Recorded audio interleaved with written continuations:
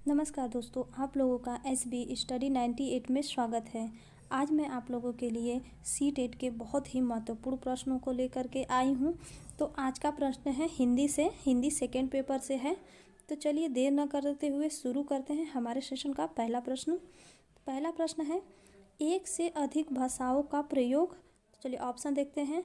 Option A है कक्षाई जटिलताओं को बढ़ाता है। ऑप्शन बी है शिक्षकों के लिए गहन समस्या है। ऑप्शन सी है संज्ञानात्मक विकास में सहायक है। ऑप्शन डी है इनमें से कोई नहीं। तो चलिए इसका सही जवाब हो जाएगा ऑप्शन नंबर सी सही हो जाएगा, संज्ञानात्मक विकास में सहायक है।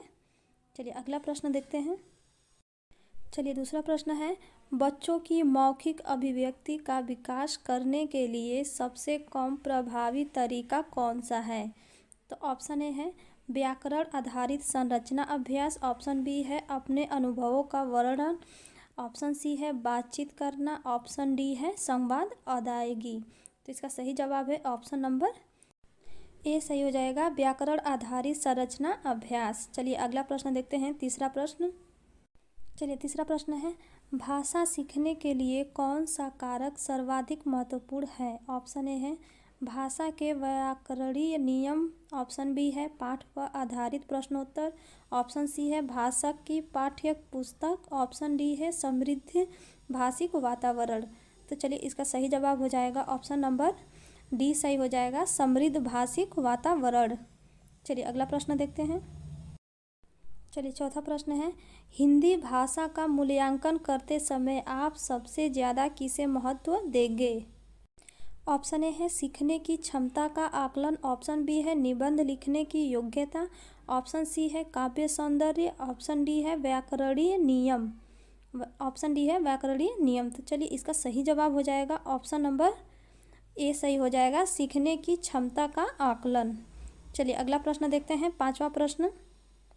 पांचवा प्रश्न है, भाषा की पाठ्य पुस्तक का निर्माण करते समय सबसे कम महत्वपूर्ण बिंदु है। ऑप्शन ए है अभ्यासों में वैविध्य। ऑप्शन बी है पाठों की संख्या। ऑप्शन सी है विषय वस्तु में वैविध्य।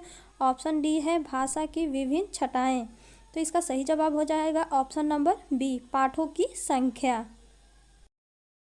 चलिए अगला प्रश्न देखते हैं, छठवां प्रश्न है, भाषा स्वयं में। तो चलिए ऑप्शन है एक नियमबद्ध व्यवस्था है। ऑप्शन बी है एक जटिल चुनौती है। ऑप्शन सी है एक विषय मात्र है। ऑप्शन डी है संप्रेषण का एकमात्र साधन है। तो इसका सही जवाब है ऑप्शन नंबर ए, एक नियमबद्ध व्यवस्था है। भाषा स्वयं में एक नियमबद्ध व्यवस्था है। चलिए अगला प्रश्न है, भाषा सीखने सिखाने का उद्देश्य है। भाषा सीखने सिखाने का उद्देश्य क्या है। ऑप्शन ए है दूसरे की बात समझना सीखना। ऑप्शन बी है अपनी बात की पुष्टि के लिए तर्क देना। ऑप्शन सी है विभिन्न स्थितियों में भाषा का प्रभावी प्रयोग करना। ऑप्शन डी है अपनी बात कहना सीखना। तो इसका सही जवाब हो जाएगा ऑप्शन नंबर सी, विभिन्न स्थितियों में भाषा का प्रभावी प्रयोग करना भाषा सीखने सिखाने का उद्देश्य है। चलिए अगला प्रश्न देखते हैं, भाषा अर्जन में महत्वपूर्ण है। ऑप्शन ए है भाषा का शिक्षक। ऑप्शन बी है भाषा के विभिन्न रूपों का प्रयोग। ऑप्शन सी है भाषा का व्याकरण। ऑप्शन डी है पाठ्य पुस्तक। तो इसका सही जवाब हो जाएगा ऑप्शन नंबर बी सही है, भाषा के विभिन्न रूपों का प्रयोग। चलिए आप लोग मेरे वीडियो को लाइक नहीं करते हैं तो प्लीज़ लाइक और शेयर ज़रूर करें। चलिए अगला प्रश्न है, चलिए नवा प्रश्न है, बच्चों की भाषा संबंधी क्रमिक प्रगति का लेखा जोखा करना से संभव है। ऑप्शन ए है मौखिक परीक्षा। ऑप्शन बी है पोर्टफोलियो। ऑप्शन सी है उत्तर पुस्तिकाओं। ऑप्शन डी है लिखित परीक्षा। तो इसका सही जवाब हो जाएगा ऑप्शन नंबर बी सही हो जाएगा, पोर्टफोलियो। देखिए पोर्टफोलियो से प्रश्न C-टेट में पूछ रहा है तो आप लोग इससे प्रश्न पढ़ के जाइएगा। चलिए अगला है 10वां, पत्र पत्रिकाएं भाषा सीखने में। ऑप्शन ए है बाधक है। ऑप्शन बी है त्रुटियों को बढ़ावा देती हैं। ऑप्शन सी है बड़ों के पढ़ने का साधन है। ऑप्शन डी है साधन है। तो इसका सही जवाब हो जाएगा ऑप्शन नंबर डी सही हो जाएगा, साधन है।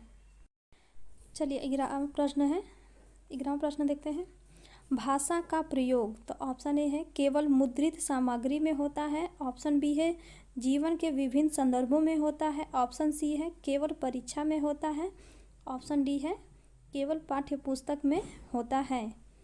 तो इसका सही जवाब हो जाएगा ऑप्शन नंबर बी, जीवन के विभिन्न संदर्भों में होता है भाषा का प्रयोग, जीवन के विभिन्न संदर्भों में होता है।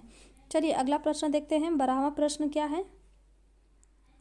12वां प्रश्न है प्रश्न पूछना, प्रतिक्रिया व्यक्त करना, परिचर्या में भाग लेना, वर्णन करना। तो ये क्या है? ऑप्शन ए है केवल साहित्यिक गतिविधियां हैं, ऑप्शन बी है भाषा आकलन का तरीका मात्र है, ऑप्शन सी है भाषा सीखने सिखाने तथा आकलन के तरीके हैं, ऑप्शन डी है केवल शिक्षण पद्धति है। तो इसका सही जवाब है ऑप्शन नंबर सी, भाषा सीखने सिखाने तथा आकलन के तरीके हैं। चलिए अगला प्रश्न है 13वां प्रश्न, बच्चों की भाषा के आकलन का सर्वाधिक प्रभावी तरीका है।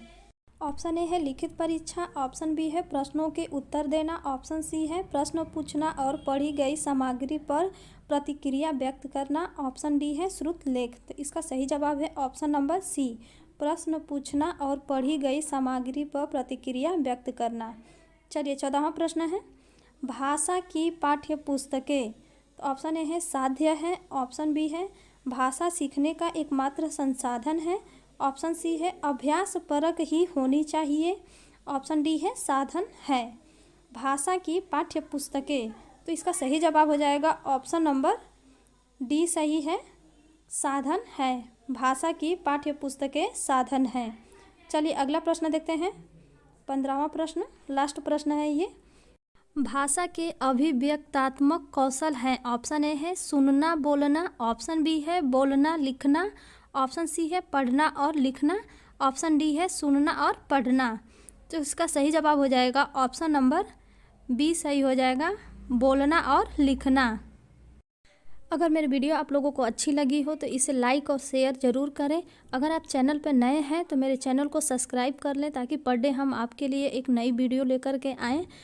अगर आप लोगों को मेरी वीडियो की PDF चाहिए तो डिस्क्रिप्शन बॉक्स में लिंक दे दिए हैं, वहाँ से जाके आप PDF डाउनलोड कर सकते हैं। चलिए मिलते हैं नेक्स्ट वीडियो में। Thank you so much, best of luck.